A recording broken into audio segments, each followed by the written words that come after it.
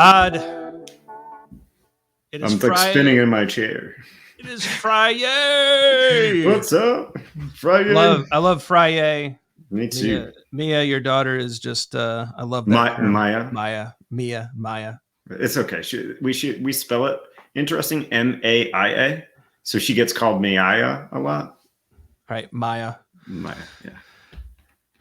Wonderful. Here we term. go. Friday.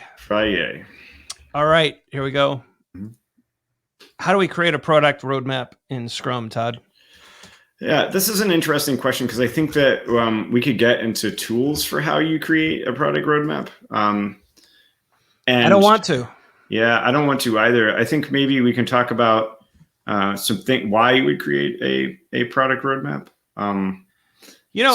Something that always comes to mind, Todd, and maybe I'm too simplistic. This is where I think this is where I could use some help. I think if you have a product backlog, it's well refined, it's well understood, it's estimated and forecasted out. Isn't that technically a rolling roadmap for your product? Yeah. It's absolutely where. So when I start to hear roadmap, I totally agree with you. When I start to hear roadmap, what I sense is that stakeholders somewhere are asking for some kind of long-term strategic plan. Yeah. Right, and that's all in your product backlog, right?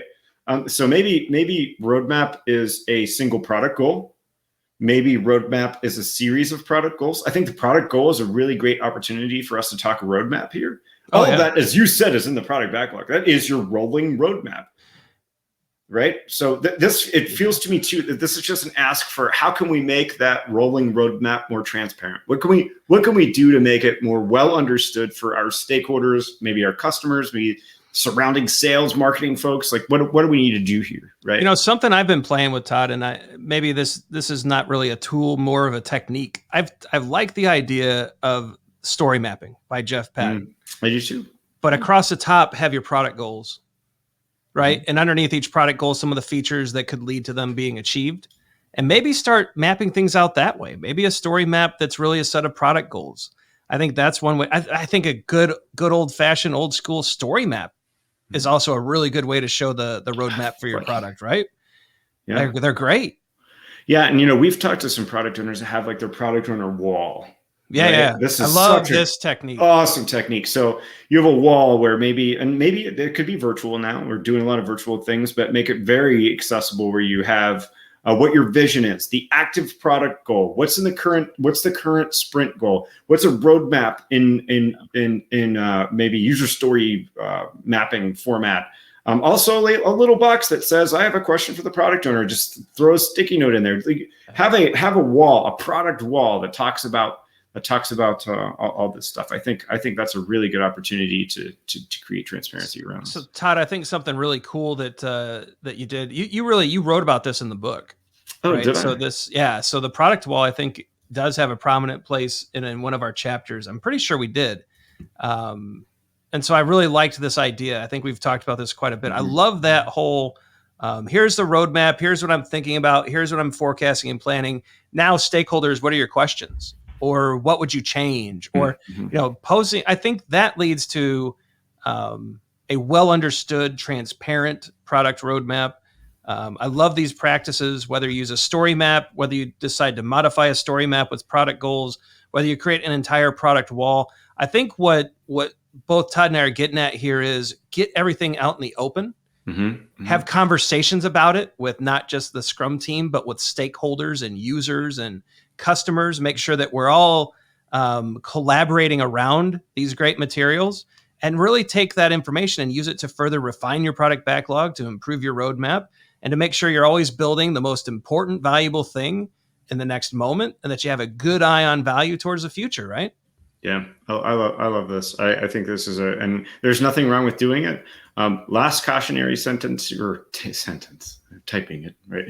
Last cautionary thing is to make sure that this forecast is continually updated at the progress that you're making, because your roadmap is going to change, right? So I think if you want to get in that habit, Todd, maybe a good idea would be add a quick roadmap discussion to your sprint review. Ooh, yeah, perfect. Yeah, sprint review. So there we go. What a great topic of discussion. Lots of ideas here. Why don't you mull some of them over, everybody, and leave us some comments below. What have you tried? Right? We're curious about all of you watching right now. What have you tried for your roadmaps? I used to just do a one slide PowerPoint and then cram it in the drawer for the year. That didn't work great. So hopefully these ideas are better. I just sometimes wouldn't do anything. I just, fly by the seat of my pants. Don't worry, I'm spending the money. Yeah. As long as the budget's at zero by the end of the year, everybody's happy. Yeah, woo. That's the benefit of working in the Fortune 200. Yeah. Anyways, what do you do? Let us know below. In all seriousness, we're curious about your thoughts on product roadmaps, how you keep your future vision of the product transparent to your stakeholders and to your Scrum team, what's worked, what hasn't, and what's another topic around this that we could cover in the future. All right. That's asking for a lot, but the comment section is huge, plenty of space. So let us know what you're thinking. Yeah. Cheers. All right. Let's hit Have a good weekend. Hey, we're not there. Hold on. Oh, okay. Almost there. Don't have a good weekend. All right. For 30 more seconds. Now have a good weekend. Friday. Great comment from Maya. That's great. There, I got it right, Maya? That's it. Nailed it. Nailed it. Yeah. Socials on the left, like and subscribe on the right. Videos are below. You all know the drill. Let's get to the weekend. Have a great day. Deliver something valuable. Enjoy time over this weekend with friends, family, loved ones. And we'll see you next week. See you.